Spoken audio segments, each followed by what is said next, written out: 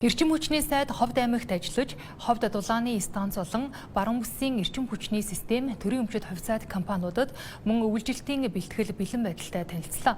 Өнөөдрийн байдлаар Эрдэнэбүрэнгийн усан цахилгаан станц цэцлийн барилга угсралтын ажил 33% үргэлжилж байна. Уг төсөл бүрэн ашиглалтанд орсноор эрчим хүчнийхээ 80%-ийг импортоор авч байгаа баруун бүсийн аймагуд дотоодосоо хэрэглээгээ бүрэн хангах боломж бүрдэх юм байна.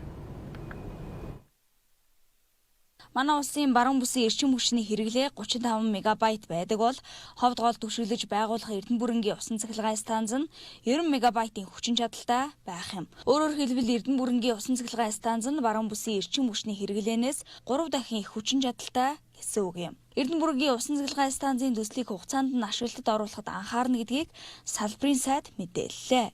Ажил амжилттай явж байна. Одоогийн байдлаар 33% гүйцэтгэлтэй төлөвлөгөөний дагуу явагдаж байна. Ямар нэг тулгамдсан том асуудал бол байхгүй. Ойр зүрийн ажлын асуудал байна.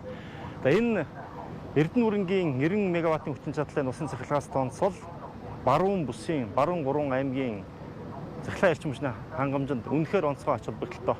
Монгол улс эрчим хүчний тусгай тогтнолыг олоход хараа тус байхад үнэхээр чухал төсөл юм аа. Энэ зөвхөн баруун бүс биш, Монгол улсын эрчим хүчний системд томоохон бүтээн байгуулалт тохируулгын эрчим хүчний маш том их уср юм аа. Ховд аймгийн дулааны хэрэглээ жил бүр өсөн нэмэгдэж байгаатай холбогдуулан дулааны станцын өргөтгөлийн Б блокийн барилга угсралтын ажлыг эх оноос эхлүүлэхээр төлөвлөжээ. Мөн эрчим хүчний сайдаар ахлуулсан ажлын хэсгийнхэн дөрөвний усан цахилгаан станцад ажилласан бөгөөд тус станц нь баруун бүсийн аймагуудын эрчим хүчний хэрэглээний 15 орчим хувийг дангаар ханган ажиллаж байна. Ховд аймгийн эрчим хүчний салбарын ажилтнуудын нэгдсэн уулзалтад эрчим хүчний сайд оролцож хэрэгжүүлэн ажиллаж байгаа шинжилгээний бодлогоо танилцуулж инженер техникийн ажилтнуудын санал бодлыг сонслоо.